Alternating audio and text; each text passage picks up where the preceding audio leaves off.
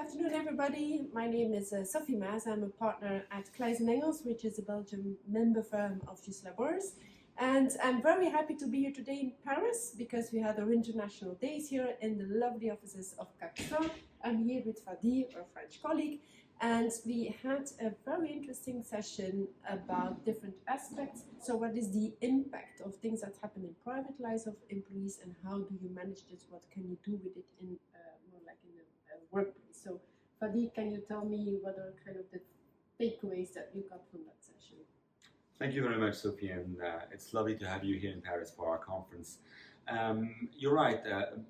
Dealing with privacy in the workplace, private life of employees in the workplace, is a challenge because everyone has their own background, everyone has their own story, and with the social media being more and more present in our lives, it's more and more difficult to determine what is a boundary between private life on the one hand and also the employment piece on the other hand. So more often than not, you do have to discipline employees for wrongdoings that occur in their private life.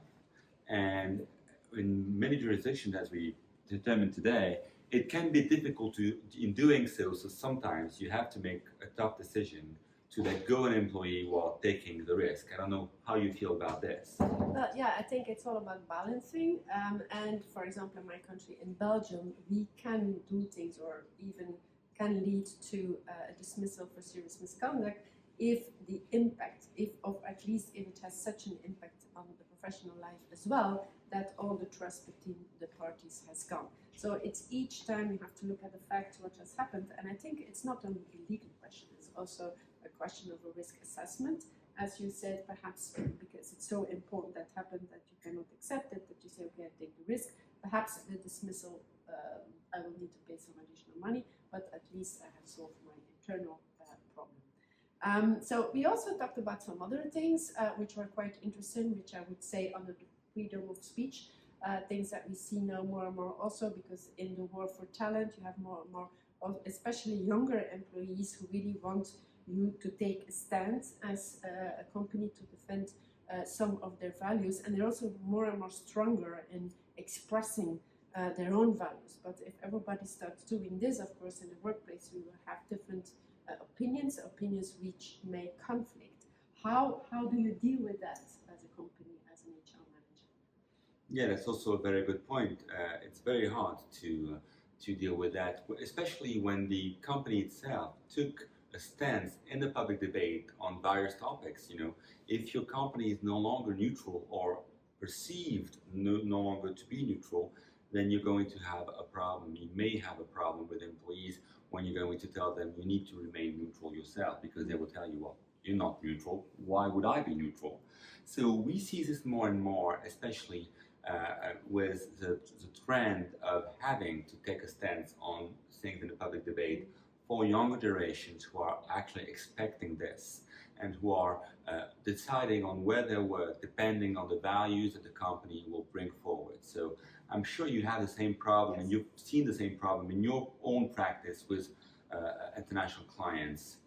Yes, absolutely, but it's also, so it's the employer taking the debate, but also at the workplace itself, the employees are getting more and more, or that they think it's more and more important to be able to say what they think, although, yeah, there's a freedom of speech, but it has some limits. Also from a legal perspective, it has some limits.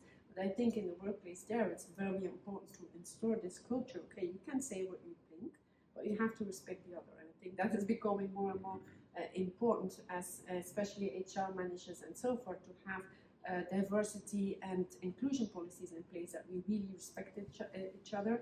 Also to have a policy on how to behave on social media, because social media has become something quite dangerous sometimes, because if people just think and spread it into the public what they are thinking, because I think in Belgium, like I guess in France as well, there is no private life. You cannot say, well, it's my private life, it was my private account, etc. So I think as for companies, it's really important to manage this very well, and to train and to give trainings on that to people, to have this culture of respect, which has become more important. So I don't know how you see this evolving. I would totally agree. I think it's a common trend. Yes, I would agree with that. Yeah. Well, Fadi, thank you very much. Thank you also very much for having us here to have your thoughts about those very interesting topics, which I'm sure we will hear about in the future much more, and also for your lovely offices. And being in Paris is never a bad idea. Thank you, Sophie.